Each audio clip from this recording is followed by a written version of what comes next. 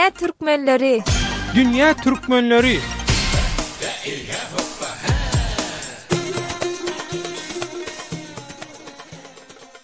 Dünýäniň dürli ýerine ýaran türkmenleriň ökwal pursatlaryň dürli. Azatlyk radiosynyň Dünya Türkmenleri baradaky gepleşigini Türkiýeden taýýarlap hem alyp barýan Döwlet Baýhan.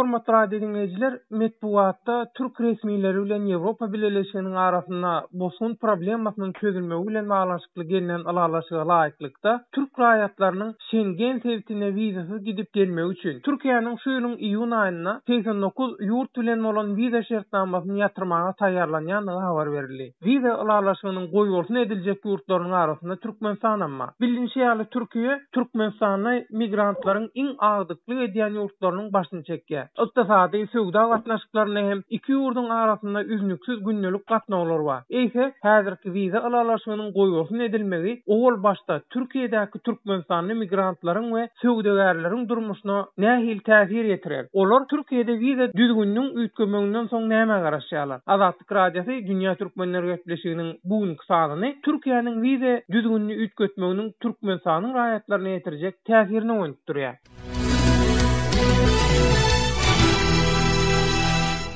Hormatly radio dinleyijiler, mehribanda olanlar, siz Azatlyk radiosynyň Dünya Türkmenleri gepleşigini dinleýärsiňiz. Gepleşigimiziň bugünkü temasy Türkiýanyň wizany ýatyrmagy nähil täsir eder. Gepleşigimiziň mehmanlary Türkiýanyň raýatynda durmuşa çykyp maşgalaly ýaşaşyp beren Bahar bilen Istanbulda daşary ýurtlara wiza hyzmatyny berýän hukuk geňeşçisi Murat Erşahin aglar. Mehribanda olanlar, Bahar özü ýaly daşary ýurtlarda ýaşaýan, okaýan hem işleýän türkmenlerden jemläp getiren sorawlaryny hukuk geňeşçisi Murat Erşahin'a sorar. Murat Erşahin'in berjek jogabyna men size terjime edip beren. Bahar, onu sözü ilki bilen saňa berýär, söz sende. Sağ olun Döwlet, ilki bilen Azatlyk radiosyna bize bu pursat beren üçin köp sağ bolsun aýdasym. Hawa Murat Erşahin beýden Türkiýedäki ýagdaýy öwrenmek isleýäris. Medeniýetde çykan habarlara görä, Türkiýanyň 89 ýurt bilen wiza alaşygyny goýulsyn etmäge taýýarlanýan barada habarlar ýaýrady. Bu ýagdaý bize bir düşünekli gurrun vererseniz. Doğrudan hem häzirki viza rejimi goýulsyn edilýärmi? Şimdi Türkiye'deki ulusal basında çıkan bir haberden kaynaklanıyor. Bu haberde Türkiye'nin Haziran ayı içerisinde Schengen vize sistemine dahil olacağı vizeli düzgüne geçilecek diýen gurrun Türkiýede yerli medeniýetde giňişleýän ýaýran bir habar bilen baglanşykly. Ol habarda Türkiýanyň iýun aýynda Schengen viza ulgamyna geçjegi sebäpli 29 ýurt bilen owalan bar bolan viza alalaşyklaryny goýulsyn etmeli boljakdygy aýdylýar. Biz hukuk geňeşdarlygy hyzmatyny berýän bir firma höküminde bu habary anykladyk. Soň Türkiýanyň Daşary işler ministrligi bir beýannama berdi. Şol habar we viza meselesi bilen baglanşykly. Beýannamada şeýle diýildi: Türkiýanyň iýun aýynda Schengen wizasynyň täwitine degişlediljegi dogry. Ýöne Türkiýe Schengen täwitine wizasiz erkin gezmäge degişli edilmejegi üçin 89 ýurt bilen owalan bar bolan wiza alalaşyklary goýulsyn edilmez we edilýänki dowam eder. Türkiýe Ýewropa Birleşigine dogry agza bolan mahaly ol ýurtlar bilen bar bolan wizalar ýatyrlar. Bu golaýda Türkiýe bilen şol 89 ýurdun arasynda dowam edip duran wiza rejiminiň üýtgemejegini Daşary işler ministrligi şeýle beýannama bilen düşündirdi. Yakın zamanda bu 89 ülkeyle bu Haziran ayında vizeler feshedilmeyecek. Bunu Türkiye Cumhuriyeti Dışişleri Bakanlığı da açıkladı.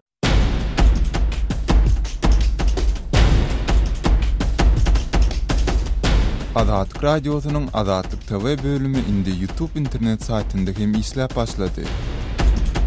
Sahypamyzyň salasy youtube.com/azatlyk online. Azatlyk TV'niň YouTube'daky sahypasynda Türkmenistanlylaryň, dünýä türkmenleriniň durmuşy bilen bagly resmi metodda görkezilmeýän gyzykly we täsirli video ýazgylary, sesli şekilleri görüpilersiňiz. Şeýlede Azatlyk TV'de tegelik stol söhbetdeşliklerini milli we dünýä medeniýeti bilen bagly taýýarlanan materiallary hem tomoşa edip bilersiňiz. Ýatlaýar, bizi YouTube saytynda gözlek bölümine Azatlyk TV sözleri girizip tapyp bilersiňiz. Azatlyk TV tomoşaçy, gollawçy bolmagy çağırýar. Bizi izlerler, bize ýazalyn. Azatlyk TV.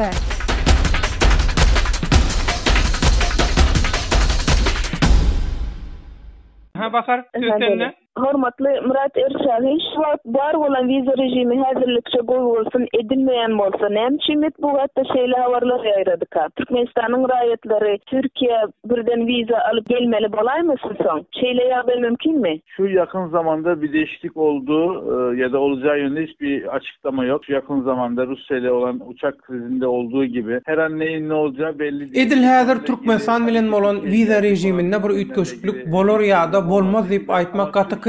Bilinşýär goloýda Türkiýanyň Rusya bilen arasynda söwüş uçary krizisi dörenden soň inni adamlarda dünýäň bu bolup duruşy bilen näme garaşdan garaşaýmaly pikir döredi. Edil häzir Türkiýe geljek Türkmenistanlar üçin bir problema yok. Ýöne Türkiýede bir kanun ýagdaýda ýaşap ýa-da işläp ýören Türkmenistan raýatlar üçin häzirki amatly pursat ütkep biler. Şonuň üçin hem Türkiýedäki bir kanun ýagdaýda bolan Türkmenistan raýatlaryň häzirki bar bolan kanuny mümkinçiliklerden gysygyly peýdalanmagyny maslahat bersek gerlikli bolar. Mevcut durumdan yararlanarak biz bütün telefonlara cevap veriyoruz, bütün e-maillere cevap veriyoruz. Gelen herkesle ilgileniyoruz.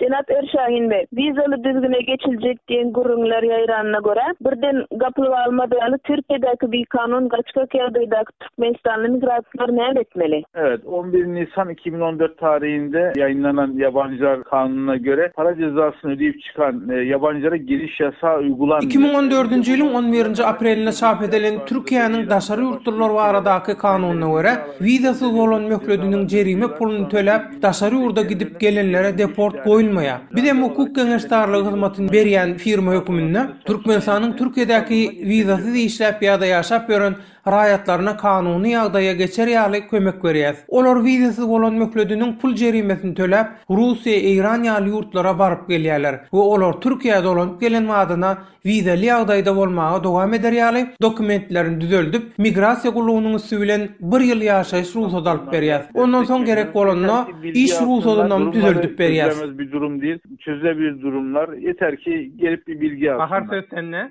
Murat Bey, gaçkak ýagdaýdaky Türkmenistanly migrantlar Türkiýede vizasyz bolan möhretleriniň jerimesini töläp başga bir ýurda gidip şol gündem ýygyna gaýdyp gelýär. Diýdiňiz bolýan, olaryň täwirleri ýurda salynmaýandygy barada hem gurulmalar var. Muňa näme garaýasyňyz? Şimdi bunu şöyle referans gösterebiliriz. Bizi Türkmenler Türkiye'de iyi tanırlar. 500 Türkmene biz değişik ülkelere vize aldık ve Türkiye'de Alaytada İstanbullu bizim hukuk geňeşdarlygy hyzmatyny berýän firmamyzy Türkmenistanlar gatgy tanaýarlar. Türkiye'de ýanky täze kanun çykandan bäri ýagny 18 aýyň içinde 500 Türkmene viza alyp berip türli ýurtlara gidip gelip dokumenti düzük ýagdaýda galmaga dowam ederýär kömek berdik. Şol 500 Türkmenistanlyň arasynda diňe 3 adam Türkiýe ýyna dolanan mahaly ýurda kabul edilmedi. Olardan 2 sansy owalky atlaryny ýa-da familiýalaryny ütgedenligi sebäpli ýurda alınmady. 3-nji Türkmen raýaty bolsa pasport kontroluny polis bilen jedelleşenligi üçin ýurda alınmady. Biziň vizasyny oňaryp dokumentlerini düzeltip berýän Türkmenistan raýatlarymyzyň Türkiýe dolanyp gelmegine hiç hili kynçylyk döremeýär. Bize gelip bolşan habarlara görä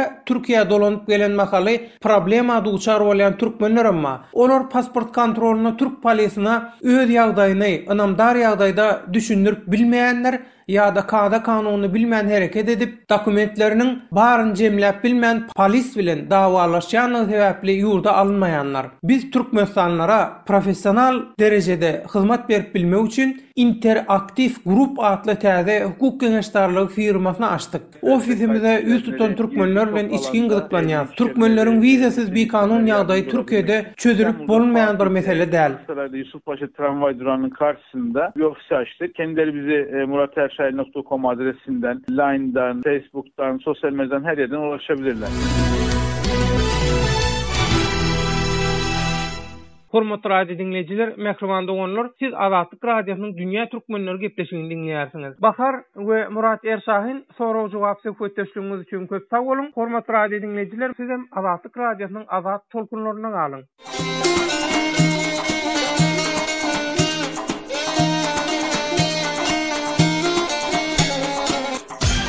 Dünya Türkmenleri. Dünya Türkmenleri.